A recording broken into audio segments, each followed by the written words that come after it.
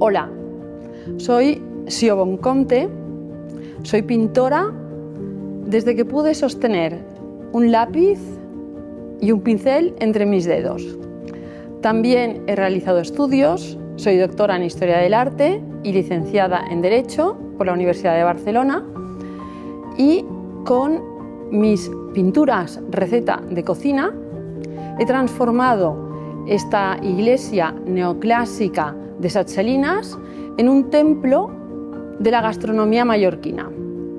En la exposición, que titulo Mallorca, que menjàvem i que mengem, o sea, Mallorca, que comíamos y que comemos, explico o presento la gastronomía mallorquina mediante 30 pinturas y una instalación, y la presento como resultado de las aportaciones realizadas por diferentes pueblos invasores, y las últimas, las de los migrantes y las de los turistas, es decir, la gastronomía mallorquina como resultado de estas aportaciones y como reflejo de la historia de Mallorca.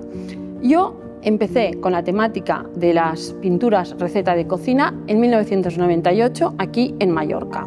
Como veis, son cuadros muy mediterráneos, coloristas, vivos, alegres, pueden considerarse un subgénero de los bodegones.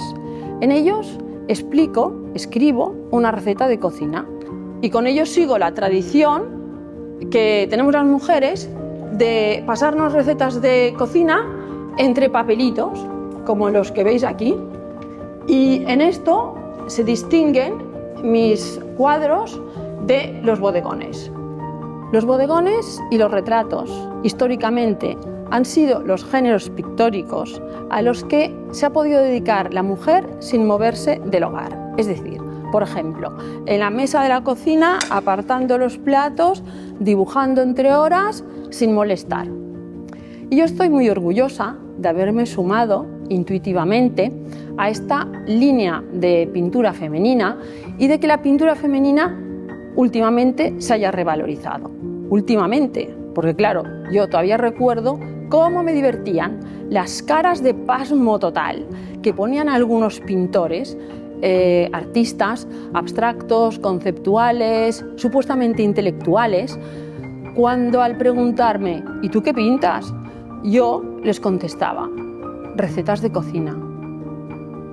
A mí las recetas me encantan, a los visitantes de la exposición les pido si quieren escribir una y las cuelgo, las guardo, y a vosotros os diría que me gustaría mucho que visitarais la exposición y que me dejarais vuestra receta de cocina. Muchas gracias.